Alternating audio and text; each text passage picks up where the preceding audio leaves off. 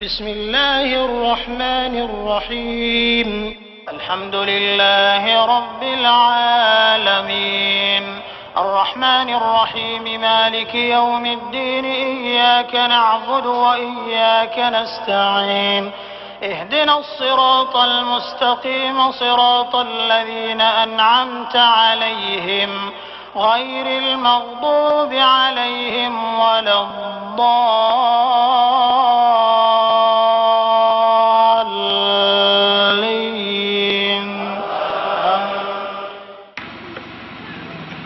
அன்பானவர்களே, இன்றைய தினத்திலே ஜமியத் அஹ்லுல் குர்ஆன் வல் ஹதீஸ் என்ற அமைப்பின் மூலம்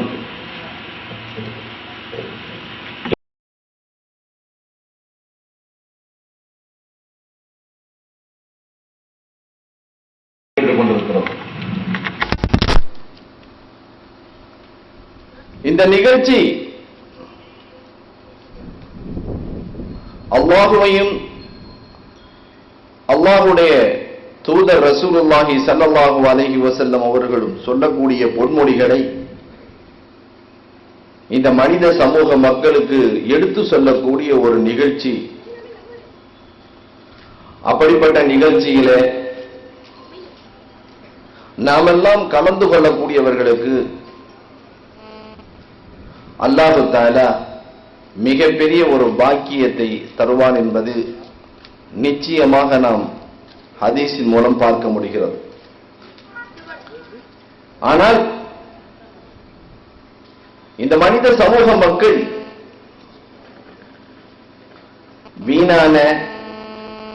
வீணான காரியங்களில் அவர்கள் தன்னை ஈடுபடுத்திக் கொள்வார்கள். எங்கெல்லாம் இஸ்லாத்துக்கு எதிரான நிகழ்ச்சிகள் நடைபெறுகிறதோ அங்கெல்லாம் ஷைத்தான் அவர்களை விரைவாக அந்த நிகழ்ச்சியிலே கலந்து கொள்ள தூண்டுவான். எங்கு அல்லாஹுவையும் அல்லாஹுடைய ரசூலை பற்றி பேசப்படுகிறதோ அது ஷைத்தானுக்கு பிடிக்காத ஒரு விஷயம். அந்த இடத்திலே ஷைத்தான் அந்த சூழ்ச்சி செய்யவில்லை என்றால் அவன் தோல்வி அடைந்து விடுவான். அதனால்தான் எல்லாம் வல்ல ரப்புல் ஆலமீனிடம் அவன் சவாலிட்டு வந்திருக்கிறான். அல்லாஹ்வே, நீ படைத்த அந்த மக்களை நான் வழிகெடுத்து காட்டுவேன் என்று. அல்லாஹ் தஆலாவும் அவனுக்கு அவகாசம் அளித்தான். ஆனா அவகாசம் அளித்து ரப்புல் ஆலமீன் சொன்னான், நீ என்னுடைய நல்ல அடியார்களை உன்னால் வழி தவறு செய்ய முடியாது, உன் வழியை பின்பற்றுபவர்களைத்தான் நிச்சயமாக நீ பதிலெடுக்க முடியும் என்று அல்லாஹ் சொன்னான். அப்படி எந்த இடத்திலே அல்லாஹுவையும் அல்லாஹுடைய ரசூல் சொன்ன செய்திகளை சொல்லப்படுகிறதோ அங்கு ஷைத்தான் நிச்சயமாக நம்மை வழிகெடுப்பான். அதையும் மீறி இறை விசுவாசிகளான மக்கள் எந்த இடத்தில் நல்ல செய்தி சொல்லப்படுகிறதோ அதை கேட்பதற்காக வந்து கூடியிருக்கிற மக்கள் நிச்சயமாக அல்லாஹ்வுடைய அருளை பெறக்கூடியவராக இருப்பார்கள் என்பதில் எந்த விதமான சந்தேகமும் இல்லை. அல்லாஹ்வின் நல்லடியார்களே, அல்லாஹ்வுடைய சாந்தியும் சமாதானமும் நம் பெருமான் நபி ஸல்லல்லாஹு அலைஹி வஸல்லம் அவர்கள் மீதும் அவர்களை பின்பற்றி வந்த சஹாபாக்கள், தாபீங்கள், தபா தாபீங்கள் மீதும், எனவே உங்கள் மீதும் என் மீதும் என்றென்றும் நிறவட்டுமாக என்று பிரார்த்தித்தனாய் என்னுடைய உரையை ஆரம்பம் செய்கிறேன். இன்றைய சமயத்தில் எனக்கு கொடுக்கப்பட்ட தலைப்பு மரணம் முதல் மறுமை வரை. அல்லாஹ் சுப்ஹானஹு வ தஆலா தன் திருமறையிலே கூறி காட்டுகிறான், குல்லு நஃப்ஸின் தாயிகத்துல் மௌத், ஒரு ஆத்மாவும் ஒரு உயிரினங்களும் மரணத்தை சந்தித்தே தீரும் என அல்லாஹ் சுப்ஹானஹு வ தஆலா தன் திருமறையிலே கூறி காட்டுகிறான். நீங்கள் இரும்பு கோட்டையிலும் இருந்தாலும் சரி அல்லது பீரோக்குள்ளே பூட்டிக் கொண்டிருந்தாலும் சரி, மரணம் என்பது உங்களை அடைந்தே தீரும் என அல்லாஹ் சுப்ஹானஹு வ தஆலா கூறி காட்டுகிறான். மரணத்தை கைப்பற்றுவதற்காக மலக்கல் மௌத் என்னும் மலக்குமார்கள் வருவார்கள். நல்லடியானாக இருந்தால் அவனுடைய உயிர் எப்படி கைப்பற்றப்படும் என்று உங்களுக்கு தெரியுமா?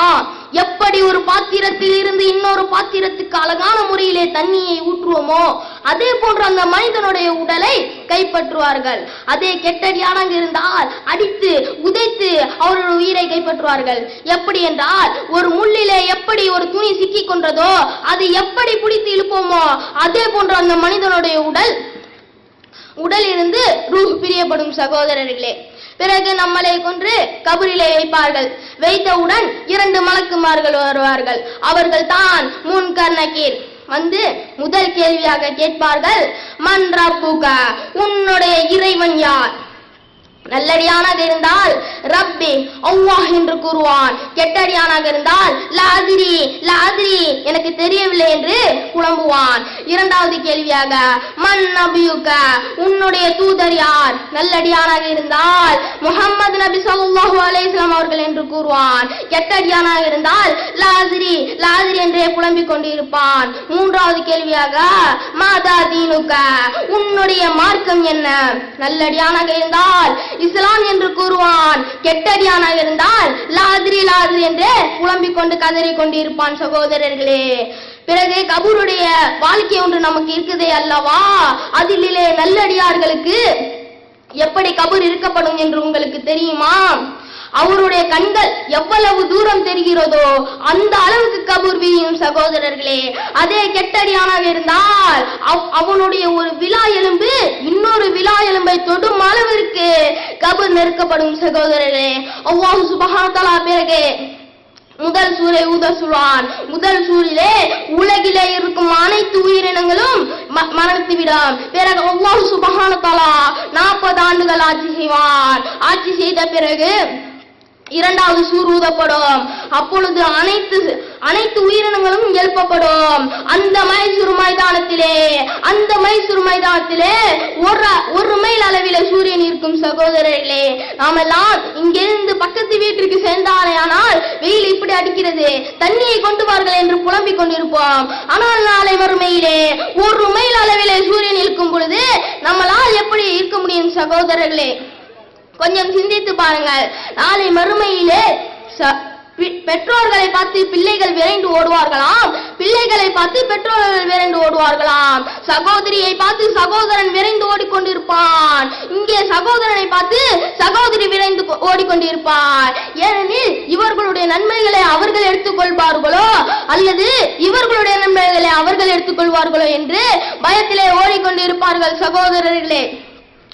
நாளை மைசூர் மைதானத்திலே அல்லாஹ் சுப்ஹானஹு வ தஆலா கேட்கும் கேள்விக்கு அவன் பதில் சொல்லாத வரை அவனால் ஒரு அடி நகர முடியாது சகோதரர்களே. அல்லாஹ் சுப்ஹானஹு வ தஆலா பிறகு சொர்க்கம் நரகம் என பிரித்து இருக்கும் பொழுது ஒரு சகோதரர் சொர்க்கத்துக்கு செல்வதற்கு தயாரான நிலையிலே இருப்பார். அப்பொழுது ஒரு அடியான் விரைந்து ஓடி வருவானா, வந்து கேட்பானா, யா அல்லாஹ், இந்த அடியான் எனக்கு இப்படிப்பட்ட தொல்லையை கொடுத்தான் என்று ஒரு சில பேர்கள் வந்து சொல்வார்களாம். இவருடைய நன்மைகளை எடுத்து இவர்களுக்கு கொடுத்து அல்லாஹ் சுப்ஹானஹு வ தஆலா அனுப்பிடுவான். பிறகு அந்த மனிதனிடம் நன்மை இருக்காது சகோதரர்களே, முழுவதும் தீன்மையாக தான் இருக்கும். பிறகு இன்னொரு மனிதன் வருவாராம், வந்து சொல்வாராம், யா அல்லாஹ், இந்த மனிதன் என்னை பத்தி புறம் சொன்னான் என்று கூறும் பொழுது, அப்படியா, இவருடைய தீன்மைகளை எடுத்து அந்த மனிதனுக்கு போட்டு அந்த மனிதனை நரகத்துக்கு அல்லாஹ் சுப்ஹானஹு வ தஆலா அனுப்புவான் சகோதரர்களே. அல்லாஹ் சுப்ஹானஹு வ தஆலா நாளை மறுமையிலே ஒரு சம்பவம் நடக்குமே, நாளை மறுமையிலே மரணத்துக்கே மரணம் கொடுக்கப்படும். எப்படி என்று பார்த்தீர்களேயானால் அல்லாஹ் சுப்ஹானஹு வ தஆலா ஒரு ஆடை இறக்குவான். அதோ தெரிகிறதே, அந்த ஆடுதான் மரணம் என்று அல்லாஹ் சுப்ஹானஹு வ தஆலா கூறுவான். பிறகு மலக்குமார்களை விட்டு அந்த ஆடை அறுக்க சொல்வான். அந்த ஆடை அறுத்தவுடன் சொர்க்கவாசிகள் அனைவர்களும் சந்தோஷமாக இருப்பார்களாம், நரகவாசிகள் அனைவர்களும் சோகமாக இருப்பார்களாம். ஏனெனில் இவர்கள் ஏன் சந்தோஷமாக இருக்கார்கள், இவர்கள் ஏன் இந்த கவலையில் இருக்கிறார்கள் என்று பார்த்தீர்களேயானால் அவர்களுக்கு நாளை மறுமையிலே மரணம் என்பதே அவர்களுக்கு கிடையாது. சொர்க்கத்திலே சந்தோஷமாக வாழ்வார்கள். நரகவாசிகள் அல்லாஹ் சுப்ஹானஹு வ தஆலா காப்பாற்ற வேண்டும், நிரந்தரமாக அந்த நரகத்திலே இருப்பார்கள். எனவே அல்லாஹ் சுப்ஹானஹு வ தஆலா அந்த சக்கர் என்னும் நரக வேதனையிலிருந்து பாதுகாத்து இந்த சொர்க்கத்திலே வாழ வைப்பானாக என்று பிரார்த்தித்தனாய் என்னோட உரையை நிறைவு செய்கிறேன். வாஹிதாவானா அல்ஹம்துலில்லாஹி ரப்பில் ஆலமீன். அஸ்ஸலாமு அலைக்கும் வரஹ்மத்துல்லாஹி வபரகாத்துஹு.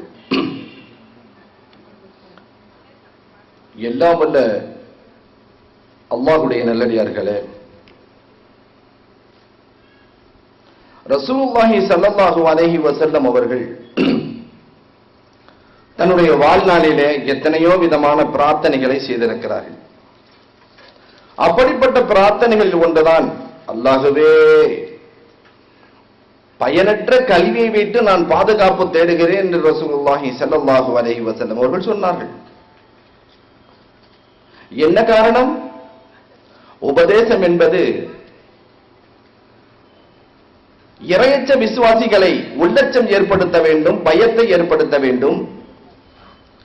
இறையச்சம் இல்லாதவர்களுக்கு நிச்சயமாக உபதேசம் இறையச்சத்தை ஏற்படுத்த வேண்டும். ஏனென்றால் உபதேசம் செய்பவர்கள் தன்னுடைய சொந்த கருத்தை உபதேசமாக செய்வதில்லை. உபதேசம் செய்பவர்கள் ரசூலுல்லாஹி ஸல்லல்லாஹு அலைஹி வஸல்லம் அவர்களுடைய பொன்மொழியையும் எல்லாம் வல்ல ரப்புல் ஆலமீனுடைய திருவசனங்களை கொண்டுதான் உபதேசம் செய்கிறார்கள். அப்படிப்பட்ட உபதேசங்களை கேட்கிற நாம் திறந்த மனதோடு கேட்டு நம்முடைய வாழ்விலே மாற்றங்கள் ஏற்பட வேண்டும். அப்படி மாற்றங்கள் ஏற்படவில்லையானால் அதே நிலையில் நாம் மரணத்தை தழுவினால் நாளை மறுமை நாளிலே கை சேதப்பட்டவர்களாக, கை பிசைந்து நின்றவர்களாக நாம் ஆகிவிடுவோம் என்ற கவலையோடு இந்த உபதேசத்தை நீங்கள் கேட்க வேண்டும் அன்பானவர்களே. ஆக இந்த நிகழ்ச்சியிலே மௌலவி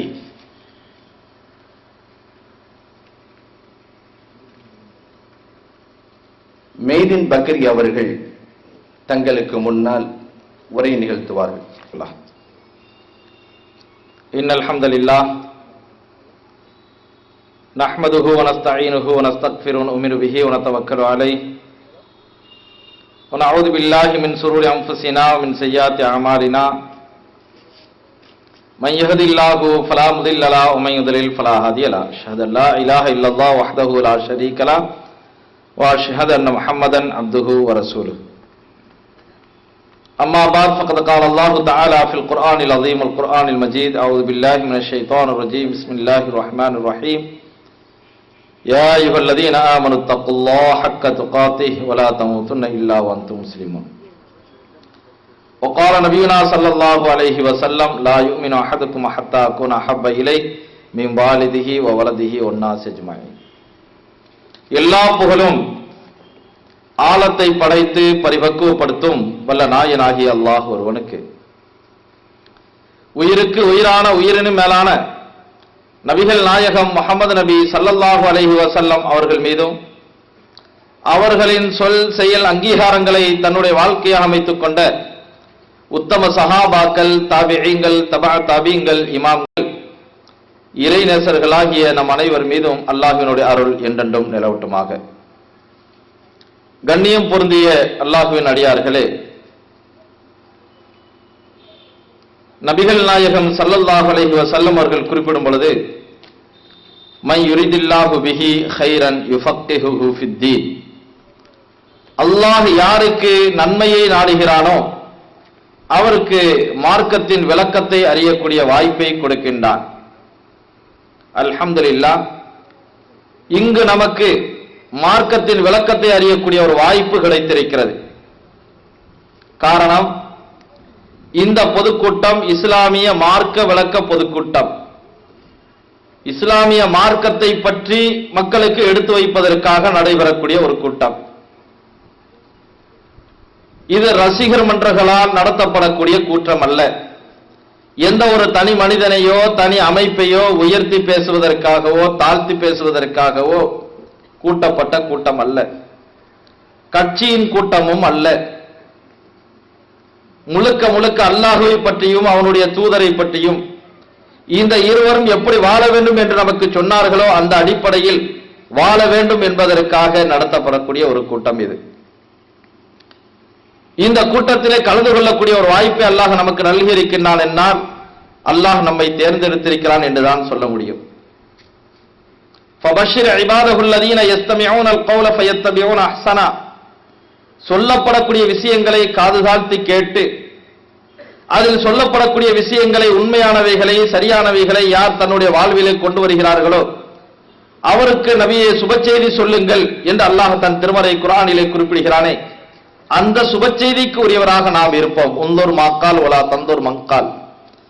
சொல்லக்கூடியவர் யார் என்பதை பார்க்காதீர்கள். எந்த அமைப்பை சார்ந்தவர், எந்த இயக்கத்தை சார்ந்தவர், எப்படிப்பட்டவர், அவருடைய குணாதிசயம் என்ன, அவருடைய ஒழுக்க நிலைகள் என்ன என்பதை பாராமல் சொல்லப்படக்கூடிய விஷயம் எங்கிருந்து பெறப்பட்டது, யார் சொன்னது என்பதை அறிந்து செயல்பட வேண்டும். அதை நம்முடைய வாழ்க்கையிலே கொண்டு வர வேண்டும்.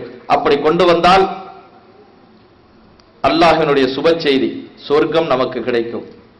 அருமையானவர்களே, ஃபதக்கிர் இன்ன திக்ரா தன்ஃபஉல் முஃமினீன். நபியே உபதேசம் செய்வீராக, அது முஃமின்களுக்கு பலனளிக்கும் என்றும் அல்லாஹ் குறிப்பிடுகிறானே, அந்த அடிப்படையிலே சொல்லப்படக்கூடிய விஷயங்களை காதாழ்த்தி கேட்போம். அருமையானவர்களே, இஸ்லாம் ஏதோ ஒரு சடங்கு சம்பிரதாயத்தினுடைய ஒரு தொகுப்பு அல்ல. இஸ்லாம் என்பது என்ன? இஸ்லாமிய மார்க்க விளக்க கூட்டம் என்று வைத்திருக்கிறோம் அல்லவா? இஸ்லாம் என்பது ஒரு சடங்கு சம்பிரதாயத்தினுடைய தொகுப்பு அல்ல, மாறாக வாழ்க்கை நெறி. ஒரு மனிதன் பிறந்ததிலிருந்து மரணிக்கும் வரை அவனுக்கு என்னென்ன தேவைகள் உண்டோ, என்னென்ன துறைகளில் அவன் ஈடுபட முடியுமோ அத்துணை விஷயங்களையும் பற்றி எடுத்துச் சொல்லி இப்படி நடக்க வேண்டும் என்று சொல்லக்கூடிய மார்க்கம் தான் இஸ்லாம். அதான் மார்க்கம், வழி. வழிகாட்டியாக இருக்கக்கூடியதான், வாழ்க்கை நெறியாக இருப்பதான் இந்த திருமறை குர்ஆன். இந்த திருமறை குர்ஆன் இப்படி வாழ வேண்டும் என்று நமக்கு கற்றுத் தருகிறது. இந்த திருமறை குர்ஆனின் பிரகாரம் வாழ்ந்து காட்டியவர்கள் நபிகள் நாயகம் ஸல்லல்லாஹு அலைஹி வஸல்லம் அவர்கள். இதுதான் இஸ்லாம். இந்த இஸ்லாம் எப்படி சொல்கிறது? இந்த திருமறை குர்ஆனிலே ஹுவல்லதி ஜஅல லக்கும் மா ஃபில் அர்தி ஜமீஆ, உலகத்தில் இருக்கக்கூடிய எல்லா வஸ்துக்களையும் எல்லா பொருட்களையும் மனிதனுக்காக நாம் படைத்திருக்கிறோம் என்று அல்லாஹ் குறிப்பிடுகிறான். மனிதனை தன்னை வணங்குவதற்காக படைத்திருக்கிறேன் என்று சொல்கிறான். ஒமா ஹலக்துல் ஜின்ன வல் இன்ஸ இல்லா லியஅபுதுன். ஆக உலகில் இருக்கக்கூடிய எல்லா துறைகளை பற்றியும் இஸ்லாம் குறிப்பிடுகிறது. எனவே இஸ்லாம் என்பது ஒரு வாழ்க்கை நெறி. இந்த இஸ்லாம் இந்த உலகம் எப்படி இருக்க வேண்டும், இந்த பூமியிலே மனிதன் எப்படி வாழ வேண்டும் என்று எல்லா விஷயங்களையும் அல்லாஹ் சொல்லித் தருகிறார். அந்த அடிப்படையில் மனிதன் வாழ்வானேயானால் நிச்சயமாக உலகிலே அமைதியை எதிர்பார்க்க முடியும். இன்று உலகில் பார்க்கிறோம் எத்தனை பிரச்சனைகள், பஞ்சம், பசி, பட்டினி, சாவு, கொலை, கொள்ளை, கற்பழிப்பு, வட்டி, வரதட்சணை போன்ற தீய பழக்க வழக்கங்கள் தலைவிரித்து ஆடுகிறது. இவைகளெல்லாம் ஒரு கட்டுக்கோப்பில் கொண்டு வர முடிகிறதா, பாதுகாக்க முடிகிறதா என்றால் முடியவில்லை. காரணம், உலகிலே மனித சட்டங்கள் இருக்கின்றன. மனித சட்டங்கள் இருப்பதினால் அதற்கு ஒரு தீர்வு கிடைக்கவில்லை.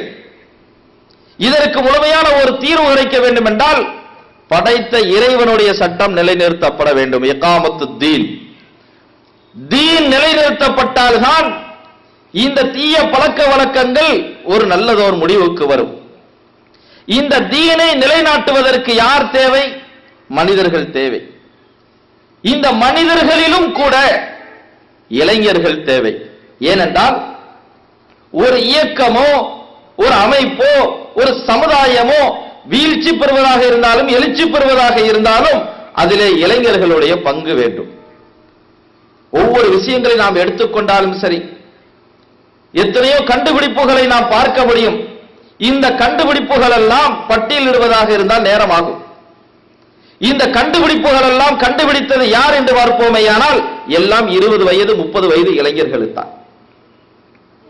இந்த இளைஞர்கள் கண்டுபிடித்துதான் இன்று உலகிலே எத்தனையோ சாதனங்கள் பார்க்க முடிகிறது. ஜவஹர்லால் நேரு கூட சொல்லும் பொழுது, ஐரோப்பியர்களுடைய அறிவு கண்ணை திறந்தது கார்டோபா பல்கலைக்கழகம். இந்த பல்கலைக்கழகத்தில் உள்ள விஞ்ஞானிகள் யார்? அத்துணை பேரும் இஸ்லாமியர்கள். இவர்களுடைய வாழ்க்கை வரலாறை பார்ப்போமேயானால் அவர்கள் அத்தனை பேருமே இளைஞர்கள். இந்த கண்டுபிடிப்புகள் அத்துணையும் இளைஞர்களால் உண்டானது. அதே போன்று உலகம் முழுக்க இஸ்லாம் பரவுவதற்கும் காரணம் நபி தோழர்கள், அவர்களும் இளைஞர்களாக இருந்தார்கள். ஆரம்பமாக மதீனாவிற்கு இஸ்லாம் செல்வதற்கு முஸ்ஹப் பின் உமைர் என்ற ஒரு இளைஞர் தான் காரணமாக இருந்தார். இப்படி இளைஞர்களுடைய ஒரு எழுச்சி தான் சமுதாயத்தினுடைய முன்னேற்றத்திற்கு முக்கிய காரணமாக இருக்கின்றது. அதே இளைஞர்கள் முன்னேறுவதனுடைய அந்த நிலையிலிருந்து வீழ்ச்சி அடைய வைக்கும் என்றால் அந்த இளைஞர்களால் தான் முடியும். எனவேதான் இளைஞர்கள் விஷயத்தில் அதிக கவனம் செலுத்த சொல்கின்றோம். இரண்டாம் உலகப் போரின் போது கூட வெற்றி கிடைத்ததற்கு பிறகு ஆங்கிலேயர்கள் சந்தோஷம் அடைகிறார்கள்.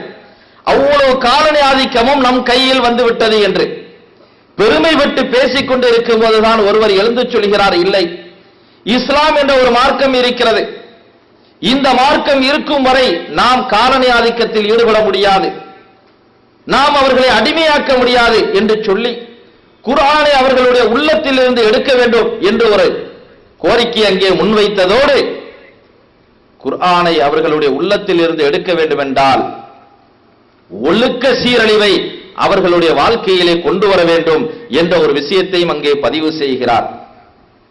இதுதான் இன்று மேற்கத்திய கலாச்சாரம் இஸ்லாமியர்களுடைய வாழ்க்கையிலே புகுந்து சீர்கேட்டிலே சமுதாயம் சென்று கொண்டிருக்கிறது. குறிப்பாக இளைஞர்கள், இந்த இளைஞர்கள் சீர்கெட்டு போவதன் காரணமாக இளைஞர்கள் எப்படி இருக்க வேண்டும் என்பதற்காக உரை நிகழ்த்துவதற்காக சகோதரர் இருக்கின்றார். இந்த சீர்கேடு ஏன் ஏற்படுகிறது? குறிப்பாக வரக்கூடிய 14ஆம் தேதியை காதலர் தினம் என்று அறிவித்திருக்கிறார்கள். இந்த காதலர் தினம் என்று ஒரு ஒழுக்க வீழ்ச்சி, ஒழுக்கத்தினால் மக்கள் கவரப்படக்கூடிய இந்த காலகட்டத்திலே ஒழுக்க வீழ்ச்சியை ஏற்படுத்தி சமுதாயத்தை மோசமான நிலைக்கு கொண்டு வர வேண்டும் என்ற ஒரு சூழ்ச்சி மேற்கத்தியர்களுடைய சூழ்ச்சி. சாதாரணமான உள்ள காலகட்டத்திலே விற்பனையாகக்கூடிய காண்டம் என்பது 20 மடங்கு விற்பனையாகிறதா இந்த நாளிலே. வியாபார தந்திரத்தோடு ஒழுக்க சீரழிவையும் ஏற்படுத்தக்கூடிய இந்த கலாச்சாரம் இளைஞர்கள் அழிந்து விடுவார்களே ஆனால், இளைஞர்கள் கேடுகட்ட நிலைக்கு சென்று விடுவார்களே ஆனால் கண்டிப்பாக அந்த பகுதியை, அந்த நாட்டை, அந்த சமுதாயத்தை கையில் எடுத்து விட முடியும் என்ற ஒரு எண்ணத்தில்தான் மேற்கத்தியர்கள் இந்த சூழ்ச்சியை செய்து கொண்டிருக்கிறார்கள். இஸ்லாமியர்கள் இதில் ஈடுபட்டு விடக்கூடாது, பாதுகாத்துக் கொள்ள வேண்டும். நாம் அன்பு வைக்க வேண்டும். யாரின் மீது அன்பு வைக்க வேண்டும்? அதுதான் நபிகள் நாயகம் ஸல்லல்லாஹு அலைஹி வஸல்லம் அவர்கள் மீது அன்பு வைக்க வேண்டும். லா யுமினு அஹதுக்கும் ஹத்தா அகுன அஹப்ப இலைஹி மின் வாலிதிஹி வ வலதிஹி வன்னாஸ் அஜ்மஈன். தாய், தந்தை, மனைவி, மக்கள் அத்துணை பேர்களையும் விட அன்பு யார் இடத்தில் வைக்க வேண்டும்? நபிகள் நாயகம் ஸல்லல்லாஹு அலைஹி வஸல்லம் அவர்களிடத்திலே. அதை பற்றியும் இன்னொரு சகோதரர் நபிகள் நாயகம் ஸல்லல்லாஹு அலைஹி வஸல்லம் அவர்கள் மீது அன்பு வைப்போம் என்ற தலைப்பில் உரை நிகழ்த்த இருக்கிறார்கள். எனவே அருமையானவர்களே, இந்த 2 தலைப்பும் மிக முக்கியத்துவம் வாய்ந்தது இந்த காலகட்டத்தில். எனவே இளைஞர்கள் எப்படி தன்னுடைய வாழ்க்கை அமைத்துக் கொள்ள வேண்டும், தன்னுடைய அன்பை எங்கே வைக்க வேண்டும், இந்த நிலையை நாம் கடைபிடித்து விட்டால் இன்ஷா அல்லாஹ் நிச்சயமாக இகாமத்து தீன் என்று சொல்லக்கூடிய தீனை இந்த உலகிலே நிலைநிறுத்தலாம். உலகிலே நிலைநிறுத்துவோமேயானால் மனித சட்டங்கள் அகற்றப்பட்டு இறை சட்டங்கள் கொண்டு வரப்படும் போது ஒழுக்க வீழ்ச்சியிலிருந்து மாறி ஒழுக்கத்தோடு நல்ல நிலையோடு மனிதன் மனிதனாக வாழ முடியும். இந்த நிலை நமக்கு வர வேண்டும் என்றால் இளைஞர்களாகி இருக்கக்கூடியவர்களும் சரி, ஒட்டுமொத்த இஸ்லாமியர்களும் சரி, இஸ்லாம் எப்படி சொல்கிறதோ அந்த அடிப்படையிலே வாழ்வதற்கு முயற்சி மேற்கொள்வோம். அல்லாஹ் கேட்டதின் பிரகாரம் செயல்படக்கூடிய சூழ்நிலையை, வாய்ப்பை, சக்தியை அல்லாஹ் நம்மில் எல்லோருக்கும் தந்தருள்வானாக. அஸ்ஸலாமு அலைக்கும் ரஹ்மத்துல்லாஹ். அஸ்ஸலாமு அலைக்கும். அன்புமிக்க அல்லாஹ்வுடைய நல்லடியார்களே, இந்த நிகழ்ச்சியிலே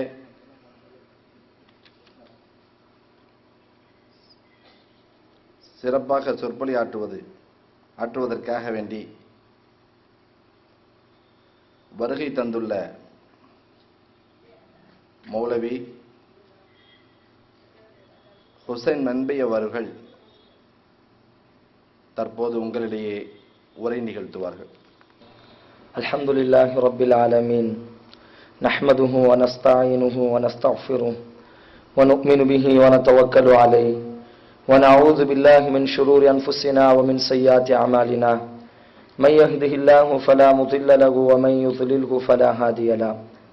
وأشهد أن لا إله إلا الله وحده لا شريك له وأشهد أن محمدا عبده ورسوله أما بعد وقال الله تعالى في القرآن العظيم يا أيها الذين آمنوا اتقوا الله حق تقاته ولا تموتن إلا وأنتم مسلمون يا أيها الناس اتقوا ربكم الذي خلقكم من نفس واحدة وخلق منها زوجها وبث منهما رجالا كثيرا ونساء واتقوا الله الذي تساءلون به والأرحام إن الله كان عليكم رقيبا وقال نبينا صلى الله عليه وسلم إن خير الكلام كلام الله وأحسن الهدي هدي محمد صلى الله عليه وسلم وشر الأمور محدثاتها وكل محدثة بدعة وكل بدعة ضلالة وكل ضلالة في النار. அன்புக்கினிய இஸ்லாமிய சகோதர சகோதரிகளே, எனக்கு இங்கே தரப்பட்டுள்ள தலைப்பு அல்லாஹ்வுடைய தூதர் முஹம்மது ரசூலுல்லாஹி ஸல்லல்லாஹு அலைஹி வஸல்லம் அவர்களை நாம் நேசிப்போம் என்ற ஒரு தலைப்பு. அன்பார்ந்தவர்களே, அல்லாஹ் நம்முடைய ஈமானை ஒரு பொழுதும் ஏற்றுக்கொள்ளவே மாட்டான். அல்லாஹ் நம்முடைய இறை நம்பிக்கையை ஒரு பொழுதும் ஏற்றுக்கொள்ளவே மாட்டான்.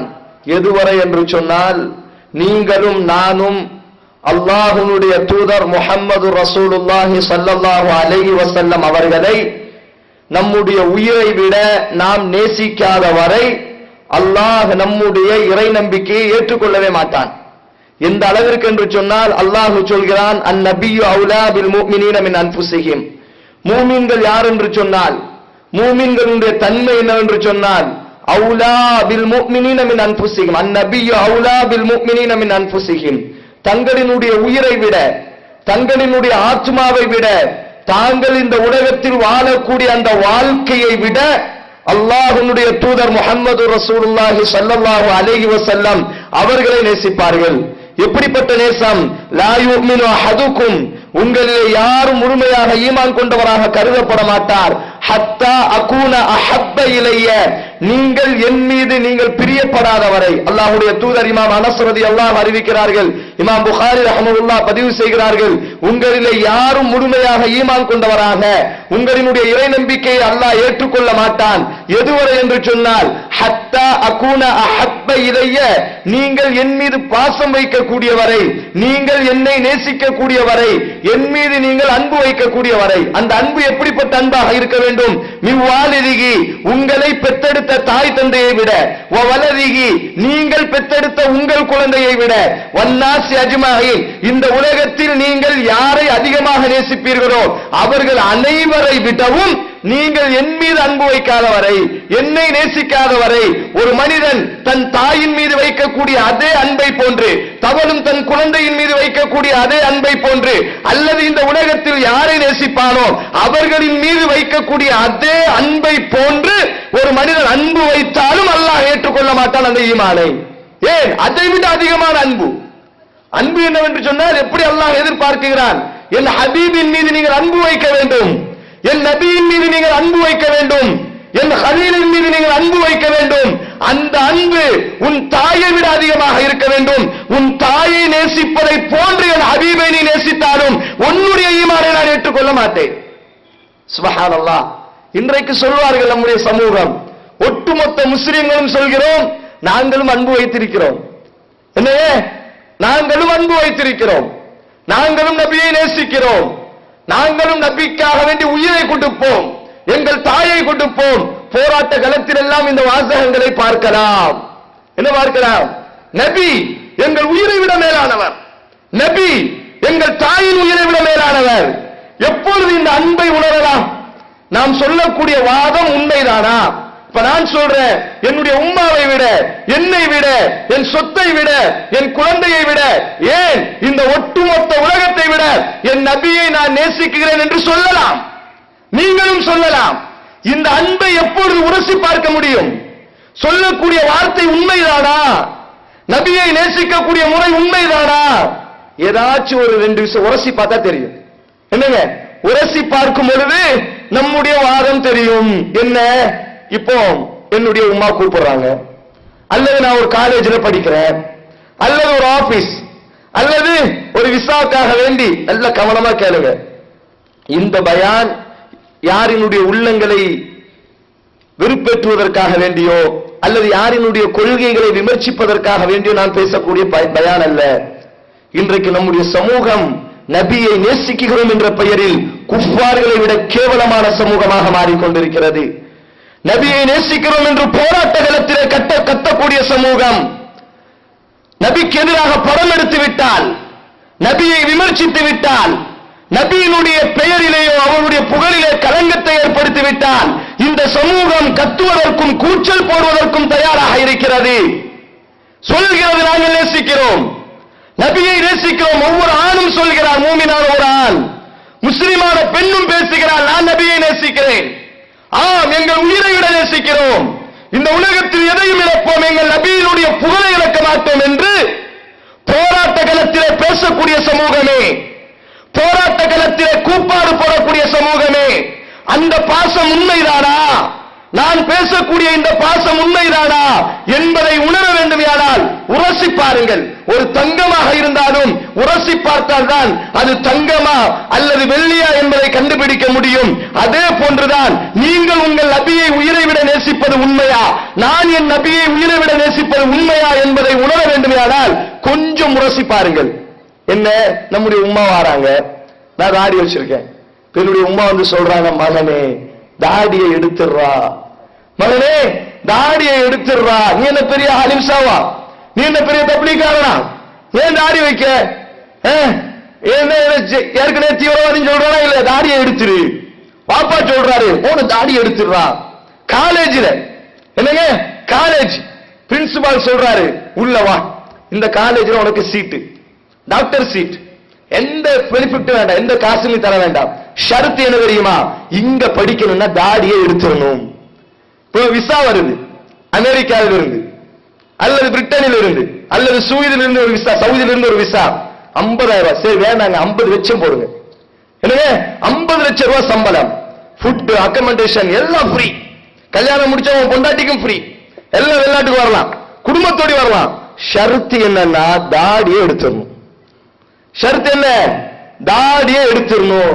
இப்ப நான் உரசி பார்க்கணும், நீ பேசக்கூடிய அந்த வாதம், உன்னுடைய அந்த நபியினுடைய அன்பு, இதுதான் உரசி பார்த்தல். என்னங்க இன்னைக்கு இந்த சமூகத்தை பார்க்கிறோம், சுப்ஹானல்லாஹ், நபியின் மீது அன்பு வைக்கிறோம் என்று பேசுகிறது, நபியினுடைய சுன்னாவை பின்பற்றுவதை கேவலமாக, யா அல்லாஹ் கேவலம், நபியினுடைய சுன்னாவை, என் ஹபீபினுடைய சுன்னாவை பின்பற்றுவதை ஒரு இளைஞன் கரண்டைக்கு கீழே ஆடை அணிகிறான், கரண்டைக்கு மேலே ஆடை அணிவதை கேவலமாக பார்க்கிறான். ஒரு இளைஞன் தாடி வைக்கிறான், அவனினுடைய தாய் அவனினுடைய முகத்தை கேவலமாக பார்க்கிறான், மகனை தாடியை எடுத்துவிடு.